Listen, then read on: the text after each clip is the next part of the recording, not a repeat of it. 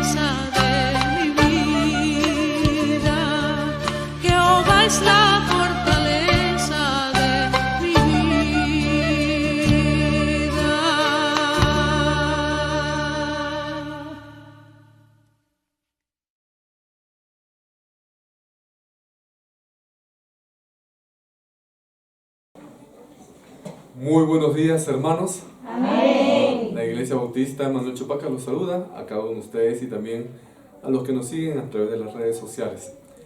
Este domingo la prédica titula Viviendo en la luz de Dios.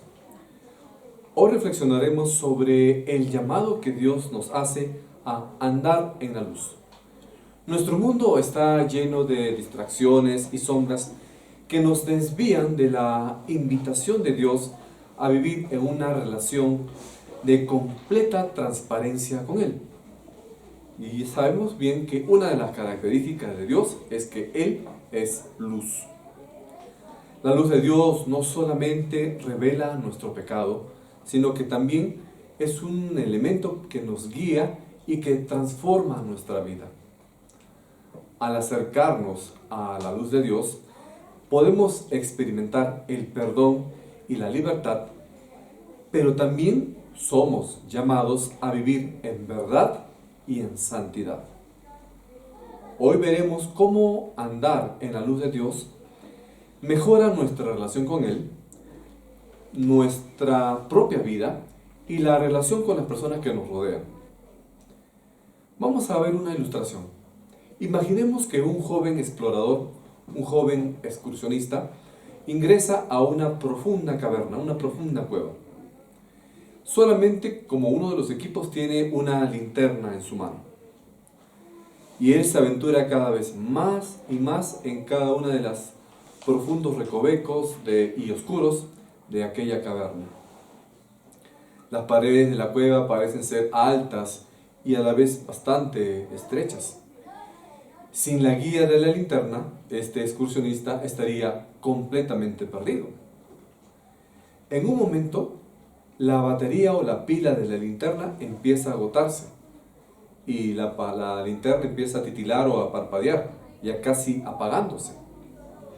Esto le da al excursionista una señal de alarma, de alerta, porque con cada paso que da el excursionista, la oscuridad empieza a hacerse más notoria. Pareciera que la oscuridad devorara todo alrededor y obviamente el excursionista tendría el peligro de pisar un agujero o de repente caer a alguna grieta y así lastimarse seriamente, herirse o incluso hasta fallecer. Pero de repente, en una de esas esquinas o una de esas curvas de aquella cueva, ve hacia lo lejos un tenue resplandor. Eso significa que está cerca de la salida de esa cueva. Hay una luz al final. Su corazón entonces empieza a llenarse de tranquilidad, de esperanza, y avanza ya más o menos con un paso más firme hacia la salida. Va con determinación porque sabe que ya saliendo por allí, siguiendo la luz, él va a estar tranquilo, va a estar seguro. Este joven representa a muchos de nosotros en nuestro caminar diario. Cuando intentamos andar en nuestras propias fuerzas o nuestra sabiduría, inteligencia, nuestros recursos o a veces hasta nuestro propio dinero y pensamos que con lo que tenemos solamente en nuestra humanidad vamos a poder solucionar cualquier tipo de problema. Pero nos damos cuenta que esas linternas o esas pilas materiales que podemos tener no van a ser suficientes para poder enfrentar todas las tribulaciones o problemas que vamos a enfrentar nosotros en este mundo caído. Y vemos entonces que en realidad nosotros estamos caminando en medio de las tinieblas del mundo. Nos movemos en la oscuridad de nuestros propios errores, de las consecuencias de las malas decisiones que hemos tomado en la vida y también de nuestros miedos y de nuestros pecados. Pero Dios, en su infinita bondad, nos ha dado una luz mucho mayor que cualquier linterna. Así sea una linterna militar con focos LED, Dios tiene para nosotros una luz que es mucho más potente y tiene la capacidad para guiar nuestra vida en medio de las más profundas tinieblas. Esa luz es la presencia misma de Dios. Al igual que ese resplandor al final del túnel guió el camino del excursionista, Dios nos llama a acercarnos a Él, a acercarnos a su luz. En esa luz, en la luz de Dios, nosotros podemos encontrar claridad para nuestra vida, dirección y la seguridad que nosotros necesitamos. Entonces, así como este excursionista dependía de la luz para poder encontrar su camino, nosotros necesitamos de la luz de Dios para poder caminar en verdad y en santidad. Y hoy veremos entonces cómo esta luz de Dios revela nuestra condición, nos guía hacia la confesión de nuestras faltas y también va a transformar nuestra comunión con Él. Y esto vamos a aprenderlo en unas lecciones que vamos a encontrar en el libro de Primera de Juan. La primera lección que quiero compartir con ustedes en esta mañana es la siguiente: la luz de Dios. Hermanos, los invito a buscar en sus Biblias la primera epístola o la primera carta de Juan. Y vamos al capítulo 1, versículo 5. La palabra de Dios nos dice en esta palabra: este es el mensaje que hemos oído de Él y os anunciamos. Dios es luz y no hay ningunas tinieblas en Él. La luz aquí representa una de las cualidades de Dios, que son completamente buenas, son puras, son verdaderas, santas y confiables. Al decir que Dios es luz, el apóstol Juan nos está mostrando aquí que no existe ningún tipo de maldad ni engaño en el Señor, porque Él es perfectamente santo, perfectamente veraz, lo que significa su naturaleza, y que las acciones del Señor siempre van a reflejar su justicia y rectitud. La luz no solamente simboliza la pureza y la verdad, sino que también expone la capacidad de exponer y hacer visible lo que se encuentra oculto. ¿Y qué cosa quiero decir con esto? En la presencia de Dios, la luz revela nuestra verdadera condición y desnuda, es decir, demuestra o hace ver nuestro pecado. De esta forma, Dios no solamente es fuente de luz, sino que también su presencia y presencia van a mostrar el carácter de Él, y así va a alumbrar nuestra vida en medio de la oscuridad. Como creyentes, esto nos hace recordar que tenemos que vivir con transparencia, en plena integridad delante de Dios, dejando que la luz del Señor revele lo que nosotros necesitamos corregir en nuestra vida para poder ser correctamente transformados y purificados. Por otro lado, las tinieblas, ¿qué cosa representan? Es un contexto que nos da la figura o representa el pecado y la perversión. Todo aquello que se opone a la naturaleza de Dios. ¿Por qué? Porque en las tinieblas o la oscuridad, lo bueno y lo perverso parecen ser iguales. Cuando todo está oscuro, lo que es bueno y lo que es malo no se puede diferenciar. Pues, ¿por qué? Porque la oscuridad oculta la verdadera naturaleza de las cosas. Imagina que tú estás en una habitación oscura, completamente oscura, todo cerrado, no hay ventanas, no hay foco, no hay nada. Tú tienes allí una pelota blanca y una pelota negra. Si está oscuro y tú no ves, ¿puedes saber cuál de las pelotas es la blanca y cuál de las pelotas es la negra? No puedes, ¿sí o no? Porque está completamente oscuro. Igual pasa, cuando nosotros estamos en tinieblas, tenemos una tiniebla espiritual, no podemos distinguir del blanco, que sería lo bueno, del negro, que sería lo malo. Pero cuando llega la luz, ahí agarras una linterna y la prendes, ya vas a poder, alumbrando, saber cuál es la pelota blanca y cuál es la pelota negra. Podemos distinguir entonces con la luz de Dios qué cosa es santo y qué es lo pecaminoso. Esta imagen entonces nos está demostrando nosotros como cristianos que tenemos que vivir con la luz de Dios, a través del cual nosotros vamos a poder desarrollar discernimiento espiritual y nos va a permitir reconocer lo que agrada a Dios y lo que ofende al Señor. Entonces, para nosotros los cristianos, este versículo de 1 de Juan 1:5 contiene un llamado. ¿Cuál es este llamado? Así como Dios es luz, nosotros, como hijos de Dios, es decir, los creyentes, tenemos que reflejar la luz de Dios. Y esa luz tenemos que reflejarla en nuestras vidas diarias. ¿Por qué? Porque si somos hijos de Dios, no podemos vivir al mismo tiempo en luz y en oscuridad. Al mismo tiempo no podemos pretender vivir en comunión con Dios y estar pecando. Si la luz de Dios verdaderamente brilla en nuestras vidas, esto debería eliminar toda sombra en nuestra existencia y debe transformarnos en personas que son íntegras y honestas. Reflexionando más sobre este versículo, los cristianos entonces estamos llamados a examinar nuestro caminar, nuestro andar en la vida.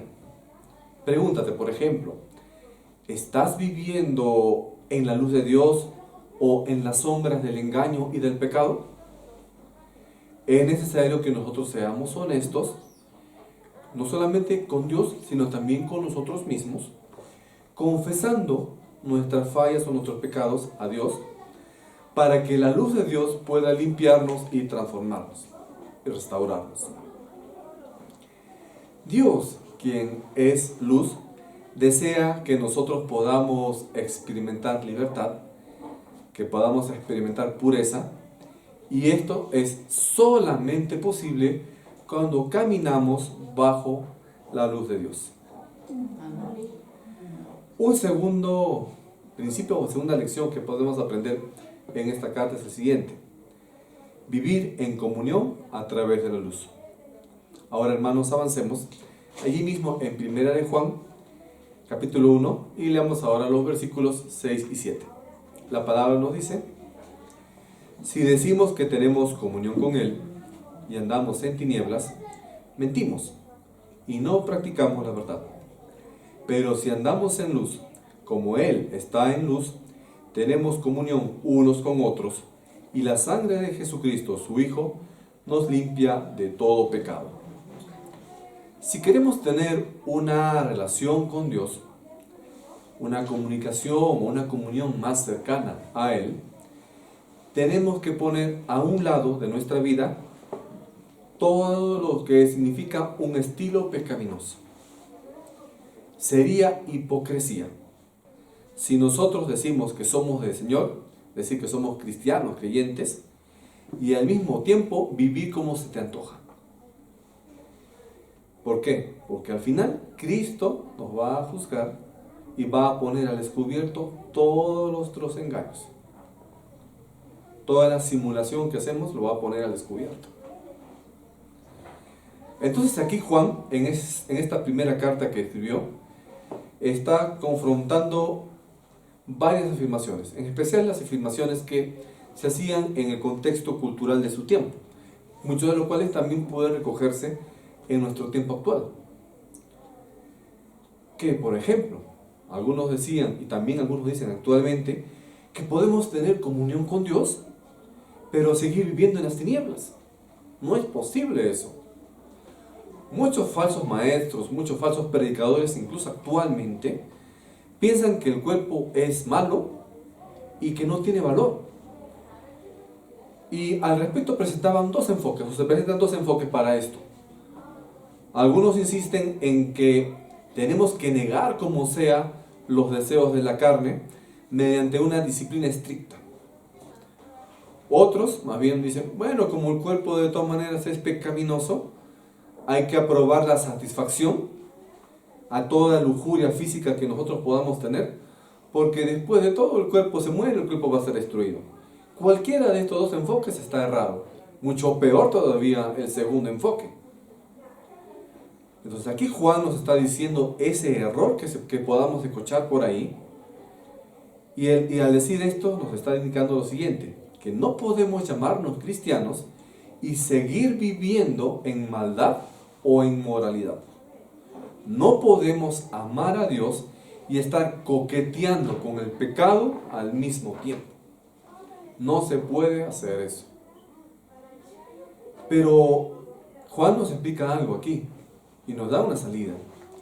¿De qué forma la sangre de Cristo nos puede limpiar de todo pecado? En la época del Antiguo Testamento, ustedes lo saben ya por historia bíblica, los creyentes, especialmente los judíos, simbólicamente transferían la culpa de su pecado a la cabeza de un animal y lo cortaban la cabeza y lo quemaban al animalito en un holocausto. El animal moría en lugar de ese ser humano por la culpa de su pecado. Y así se redimía o se intentaba redimir el pecado de esta persona, permitiendo que esta persona pudiera seguir viviendo al favor de Dios. Pero cuando vino Cristo se transformó todo eso, porque con Cristo la gracia de Dios perdonaba nuestros pecados. El sacrificio de Cristo fue el único elemento por el cual nosotros podemos ser libres de la culpa del pecado. En el Antiguo Testamento, esos sacrificios anunciaban ya de una manera que un día Cristo iba a venir por nosotros. A través de Cristo, una verdadera limpieza del pecado pudo venir. Por eso es que nosotros conocemos a Cristo como el Cordero de Dios que quita el pecado del mundo. Pero ¿qué pasa con el pecado? El pecado, por su propia naturaleza, trae consigo ¿qué cosa? La muerte. Sabemos bien que después de que Adán pecó, la muerte ingresó a toda la humanidad. Por eso es que nosotros sufrimos enfermedades y podemos morir. No necesariamente por un pecado específico. Todos los seres humanos heredamos esa naturaleza de muerte y enfermedad desde Adán. Así tú puedes ser un cristiano ferviente o el pecador más grande, igual puedes enfermar, igual vas a morir. Solo que los creyentes tenemos la esperanza y la convicción en la vida eterna después de nuestra muerte física. ¿Por qué? Por nuestra fe en Cristo. Ahora entonces, ese principio de que el pecado trae consigo la muerte es un hecho o una ley confirmada, así como muchas de las leyes de la naturaleza, como de repente la ley de la gravedad.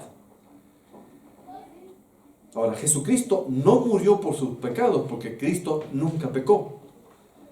En lugar, Él asumió la culpa de todos nuestros pecados, del tuyo, del tuyo, del tuyo y del mío. Él se llevó a la cruz todas las culpas de nuestros pecados. Y cuando nosotros entregamos nuestra vida a Cristo y nos identificamos con Él, su muerte llega a ser el elemento mediante el cual nosotros somos salvos. Descubrimos entonces que Él pagó de antemano el castigo por nuestros pecados y a través de eso, su sangre, la sangre que derramó Cristo en la cruz, nos limpió de la culpa de nuestros pecados. Y así como Cristo resucitó del sepulcro, nosotros también vamos a resucitar en los tiempos finales. Estos versículos entonces nos invitan a tomar también algunas reflexiones más. Primero, la importancia de mantenernos en integridad. Este pasaje nos recuerda entonces que no basta con decir que nosotros somos creyentes, sino que tenemos que vivir demostrando que somos cristianos. Nuestra vida debe reflejar la luz del Señor, porque nuestras acciones, nuestras decisiones, tu comportamiento, tu pensamiento, tus actitudes deben dar testimonio de que eres creyente. Y esto muchas veces, tu propio testimonio, es más poderoso de la palabra que tú puedas predicar.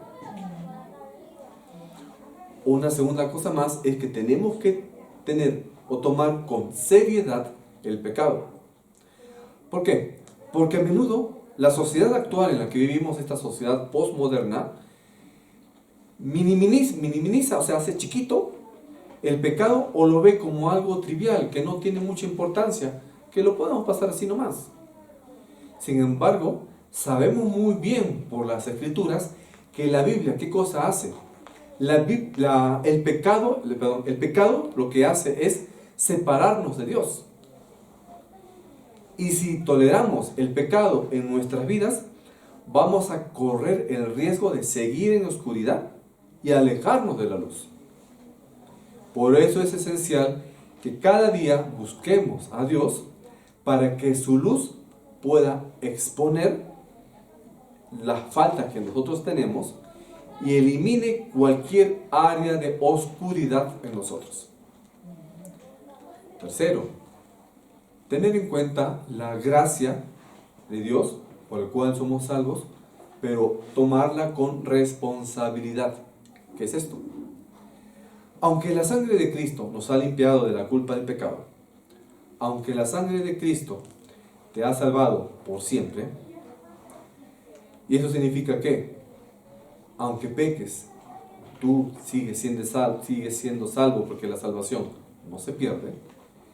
Esto no significa que tengas licencia para pecar.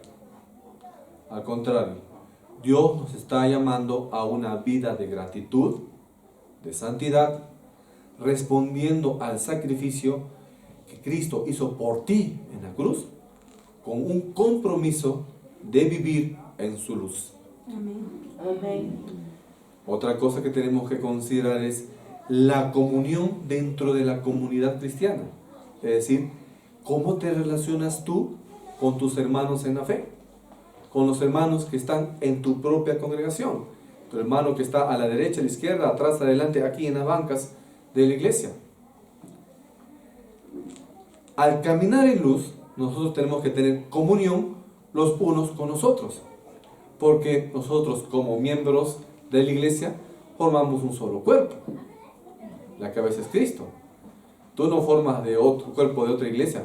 Me refiero a la iglesia universal, a todos los creyentes del planeta. Tenemos que vivir entonces en transparencia y en sinceridad los unos con los otros. Tenemos que tener relaciones de amor, genuino amor, entre los creyentes, apoyándonos y ayudándonos mutuamente. Saludarnos con mucho afecto. No puede haber chismes entre hermanos.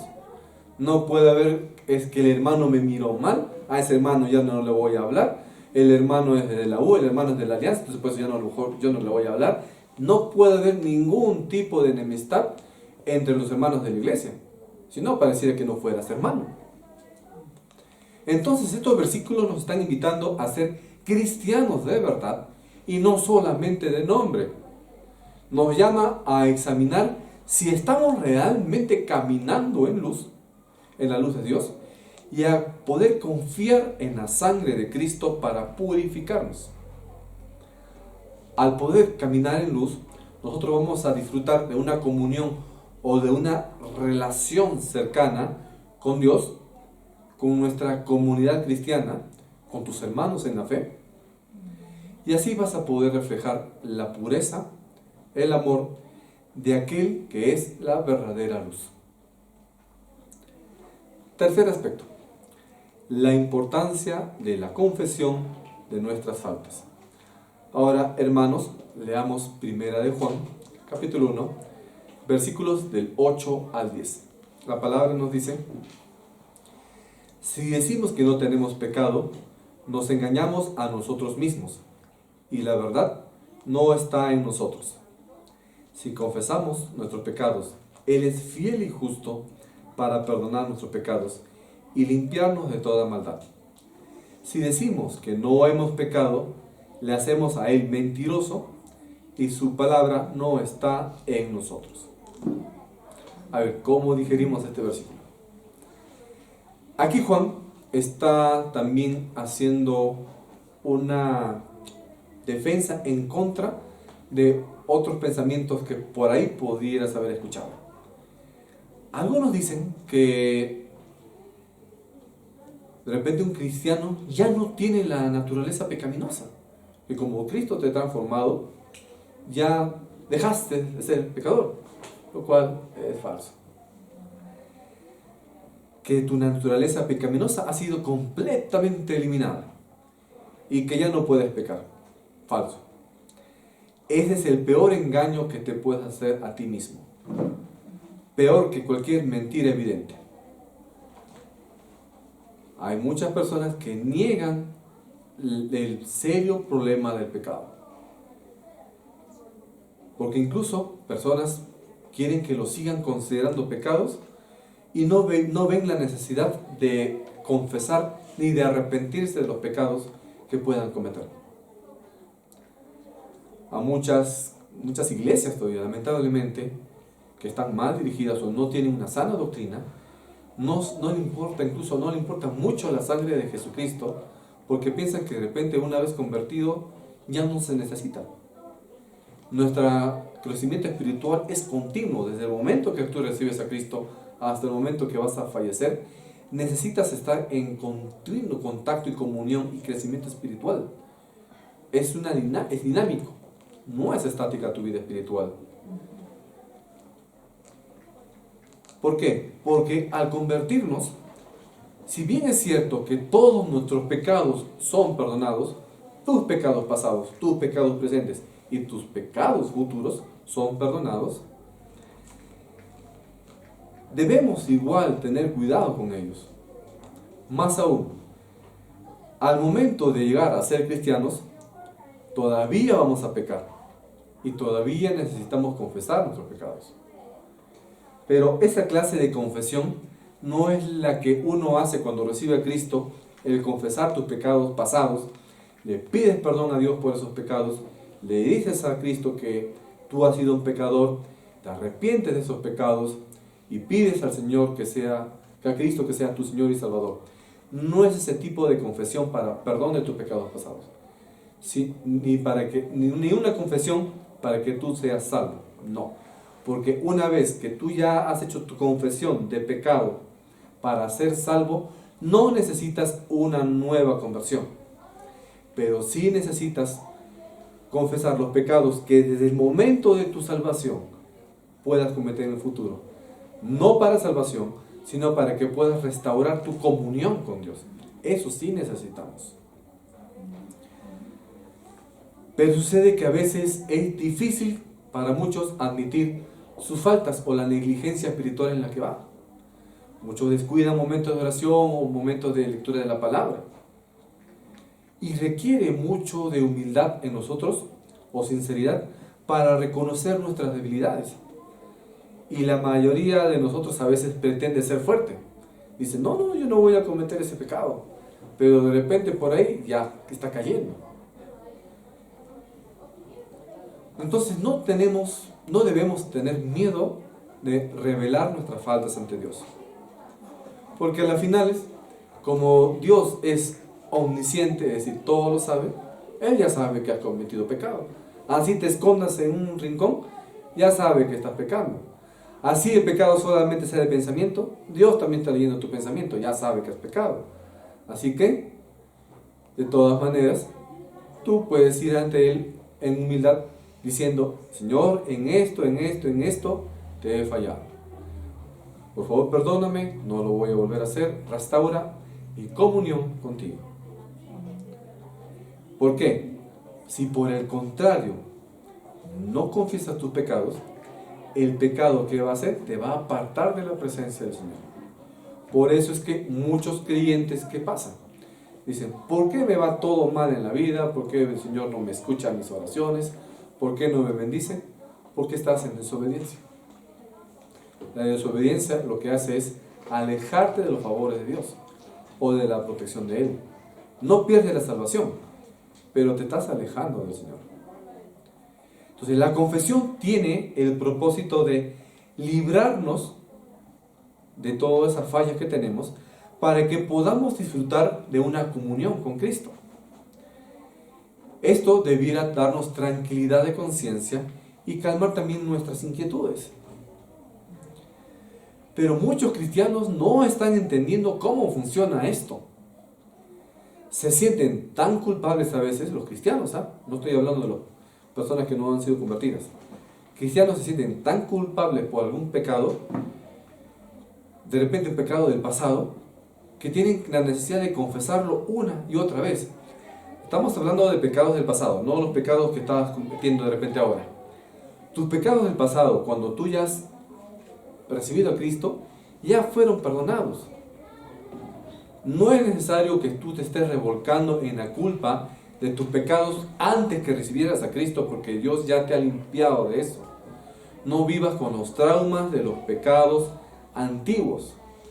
Los pecados que tú tienes que confesar van a ser los pecados del presente y en tu futuro, de acá una semana, 2 semanas, un mes o un año. Si cometes una falta contra Dios, esos pecados también tendrás que confesarlos en su oportunidad. Pero ya no vivas atormentado, traumado por las cosas que te pasaron antes de conocer a Cristo, porque Cristo ya te limpió de eso.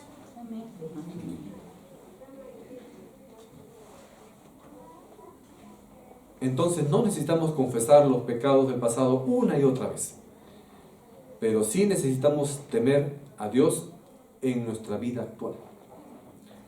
Tenemos que desear confesar nuestros pecados en forma continua entonces, pero no porque pensemos que estas faltas que cometemos nos harán perder la salvación. Ya les repito, la salvación no se pierde, porque nuestra relación con Cristo es segura. Cristo o Dios mismo te dice que el amor nada en la tierra va a hacer que se separe del amor de Dios. Pero sí, y nuevamente les repito, tenemos que confesar nuestros pecados, los que estamos cometiendo en el presente y los del futuro, cuando los cometas, para que podamos disfrutar al máximo de nuestra comunión, bendiciones y gozo con el Señor. Pero la confesión no queda solamente en el hecho de: Señor, he cometido este pecado, por favor, perdóname. Ahí no queda el asunto. La verdadera confesión también implica una decisión de no seguir cometiendo ese mismo pecado. No estamos haciendo una confesión genuina, no estamos haciendo una confesión verdadera si ponemos delante de Dios nuestros pecados, pero después planeamos para cometer el mismo pecado y otra vez vas a volver: Señor, otra vez ese pecado que te he confesado. No, pues no hay una verdadera confesión ni arrepentimiento allí, porque solamente estamos buscando un perdón temporal y estamos cometiendo el mismo pecado cada vez. No hay una confesión sincera allí. Debemos orar entonces pidiendo fortaleza al Señor para que nos ayude a derrotar esa conducta pecaminosa que nos pueda estar hundiendo. Y aquí en el versículo de 1 de Juan 1:10 nos está diciendo que si decimos que no hemos pecado, le hacemos a Cristo mentiroso. Por ahí dice: yo nunca he pecado. Dice: ¿eres mentiroso tú o yo? Y también le hacemos a Cristo como si fuera mentiroso. Y sabemos que Cristo no puede mentir. Entonces, este versículo está confrontando ¿qué cosa? La negación del pecado. Lo que implica una falta de honestidad ante Dios y una falta de la comprensión de nuestra naturaleza humana. Porque al negar nuestro pecado, nos estamos cerrando a la gracia de Dios o a la misericordia que Él nos está ofreciendo. Juan entonces está señalando aquí que la raíz de esta actitud, ¿cuál es? La mentira. Negar el pecado es intentar vivir en las tinieblas mientras pretendemos estar en comunión con la luz. Al hacerlo entonces, no solamente nos estamos engañando a nosotros mismos, sino que en última instancia estamos haciendo a Dios como si fuera mentiroso. Pues Él mismo está declarando acá en su palabra que todos hemos pecado. Todos somos pecadores, sin excepción. Pero para los cristianos, en estos versículos se nos está haciendo un recordatorio de la humildad y el arrepentimiento que tenemos que practicar. Tenemos que reconocer nuestro pecado, y al reconocer nuestro pecado vamos a abrir la puerta y vamos a recibir el perdón de Dios. Mientras que si tú sigues negando tu pecado, lo que vas a hacer es alejarte de la presencia de Dios. Entonces, al aceptar que somos pecadores y al reconocer que necesitamos de la gracia del Señor, vamos a permitir que la palabra de Dios pueda habitar en nuestros corazones, haciéndonos más semejantes al Señor. Y esto va a fortalecer nuestra comunión con Él y nuestra comunión también con nuestros propios hermanos en la fe. Ahora, ¿cómo podemos aplicar los principios de estos versículos a nuestras vidas? Vamos a ver aquí 5 acciones prácticas. Primero, obvio, la confesión de nuestros pecados. Un paso esencial para poder vivir en luz es reconocer nuestras faltas ante Dios. Dios es fiel para perdonar nuestros pecados si los confesamos sinceramente. Los creyentes tenemos que practicar esta autoevaluación para ver en qué áreas de nuestra vida nosotros estamos fallándole a Dios. Tenemos que ser honestos con el Señor, buscando su misericordia en oración, y de ser necesario también puedes apoyarte con alguno de tus hermanos en la fe.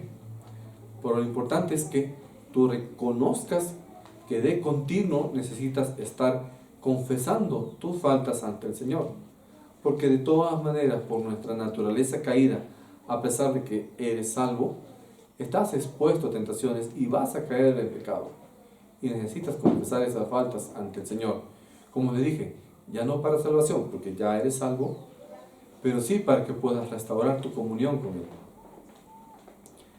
2. Tenemos que practicar la transparencia en nuestras relaciones interpersonales. Vivir en la luz también implica que podamos tener relaciones interpersonales con las personas que te rodean, pero que sean genuinas, o sea, verdaderas, y que esta comunicación o la manera como te comportas con las personas que te rodean sea libre de hipocresía. Los cristianos tenemos que ser muy esforzados en ser sinceros, evitando máscaras o evitando engaños. Y en particular, en tu comunidad de fe, es decir, en tu iglesia local, con tus hermanos que están ahí al costado en tu banca, esto es mucho más importante porque va a fomentar la fe, va a fomentar la confianza dentro de la congregación y va a permitir un apoyo espiritual auténtico. Y también, si hay una buena consolidación del amor en Cristo dentro de los hermanos de una congregación, va a permitir que los ministerios o la obra evangelística que va a desarrollar esa iglesia pueda ser más potenciada y así alcanzar a más personas para Cristo. Que justamente es la misión que Dios nos ha dado aquí en la iglesia. Dios no nos ha llamado para que tú vengas aquí cada domingo, escuches la palabra y después vas a tu casa y te olvides de la palabra de Dios toda la semana. Para eso no te ha llamado Dios. Te ha llamado Dios para que tú proclames su palabra al mundo, para que proclames su palabra, para que hable de la salvación en Él a las personas en tu barrio, en tu universidad, en tu trabajo, a tu vecino, a tu vecina, incluso a tu peor enemigo. A ellos tienes que predicarle la palabra. No te quede la palabra guardadita para ti nomás. O quieres irte solito al cielo y que el otro lado, tu vecino de al lado vaya, ya sabes a dónde. No creo, ¿no? No quiero que quieras eso. Tercero, tenemos que buscar la pureza en pensamiento y en acciones. La santidad, es decir, la pureza, no implica evitar solamente los pecados, entre comillas, visibles, sino que también tenemos que vivir una vida pura en pensamientos y en actitudes. Los creyentes entonces tenemos que revisar lo que pensamos y tenemos que rechazar de nuestra cabecita todo lo que no refleja la gloria de Dios. Para eso tenemos un elemento importante dentro de nosotros, que ¿quién es? el Espíritu Santo. Ora para que el Espíritu Santo pueda guiar tus pensamientos y elimine todo lo que significa basura de tu mente que no le agrada a Dios. Cuarto, tenemos que mantenernos en comunión con el Señor. ¿Cómo podemos hacer esto? Obvio que la obediencia es uno de los elementos importantes para podernos mantener en una comunión con Dios, pero también el estudio de las Escrituras, es decir, la lectura y estudio, no solamente lectura, el estudio de las Escrituras, de la Biblia, a diario de preferencia, la adoración, la oración, son importantes para poder mantener una comunión con Dios. Ahora, ¿cómo puedes adorar a Dios? Solamente alabando, de repente en las mañanas haces tu devocional y haces 2 cánticos y ahí acaba toda la adoración. Tú puedes adorar a Dios con tu vida, con tus actividades. Eres profesor, adoras con tu trabajo amoroso hacia tus alumnos. Eres médico, eres enfermera, adora a Dios dando tu carrera en vocación, con una verdadera vocación en amor hacia tus pacientes. Y así también en cualquier área académica, laboral, o de repente hasta en tu casa, si eres de repente ama de casa, limpia bien, cocina el plato más exquisito de acuerdo a tu talento, y vas a adorar a Dios también, de esa forma. Estar entonces en la luz de Dios es un compromiso diario que requiere una conexión continua con la verdad y el amor de Cristo. Y otro elemento, tenemos que apartarnos de la oscuridad. Si queremos estar en luz, tenemos que estar lejos de las tinieblas. Si quieres estar en el camino de Dios, tienes que ir por el camino que está bien iluminado. No vas a ir por el oscurito. No. Los creyentes tenemos que tomar entonces la decisión consciente para alejarnos de las situaciones que promuevan el pecado. Cristiano o jovencito, te invitan a una discoteca, ¿qué le vas a decir a tu compañero? No voy porque tengo que estudiar. ¿Así le vas a responder? No voy porque soy creyente. Esa es la respuesta que tienes que dar. Y en serio no vas. O vas a decir, a ver, ¿voy o no voy? Y te pones a dudar y de repente vas. No puedes coquetear con el pecado si eres creyente. Esto implica entonces en ser prudentes, ¿en qué? En todo lo que haces y en todo lo que consumes. Y cuando digo consumes, no estoy hablando de una hamburguesa. No. Cuando digo en lo que consumes, estoy hablando de las cosas que ves en el Facebook, en tu Instagram, en tu TikTok, en todas las redes. Cuidado con lo que ves ahí. En tu Netflix, en tu HBO, no sé, en todos esos aplicativos. Ten cuidado de tus conversaciones. Ten cuidado de las influencias de tus amistades. Porque esos elementos pueden hacerte caer en pecado. Procura estar entonces, en todo aspecto, en un ambiente que promueva que tú estés cerca a Dios. Como hemos visto entonces, vivir en luz es un llamado a santidad y un compromiso profundo con Dios. La Biblia nos está recordando que no podemos tener comunión con Dios si insistimos en estar viviendo en tinieblas. Dios es luz y nos está invitando a dejar de lado el pecado, a vivir en transparencia, honestidad y verdad. Para lograrlo entonces tenemos que reconocer nuestras faltas, tenemos que confesarlas y aceptar la limpieza que solamente podemos obtener a través de la sangre preciosa de nuestro Señor Jesucristo. De todas maneras, vivir en luz no significa perfección. No podemos ser perfectos. Nuestra naturaleza no nos va a permitir ser perfectos. Pero sí tenemos que tener una rendición constante ante el poder transformador de Dios en nuestras vidas. Al comprometernos con esta vida de pureza en luz, vamos a crecer en comunión, no solamente con Dios, sino, como hemos visto también, vamos a estar en comunión con nuestros hermanos en la fe. Que Dios nos pueda guiar en este proceso, que día a día nosotros podamos elegir la luz en lugar de la oscuridad, reflejando así la santidad de aquel que nos llamó a su maravillosa luz. Amén. Oremos, hermanos. Bendito Padre Celestial, gracias, Señor, te damos en esta mañana por habernos guiado con tu palabra. Sabemos, Señor, que tú eres luz y nosotros como tus hijos tenemos que transmitir esa luz. Padre Celestial, danos el entendimiento, la sabiduría y fortaleza para poder enfrentar a las tinieblas de este mundo, para no acercarnos ni caer en ellas, sino para poder seguir cumpliendo tu propósito aquí en este mundo, para poder seguir manteniendo una perfecta comunión contigo y con tus hermanos en la fe. Guíanos, Señor, en este proceso, danos tú el discernimiento espiritual para poder lograrlo. Padre Celestial, sosténnos en medio de dificultades, enfermedad o problemas que podamos tener. Provee de las cosas que necesitamos, Señor. Guíanos a cada paso. Gracias, Padre, para ti sea la honra y gloria. Te pedimos esto en el nombre de Cristo. Amén.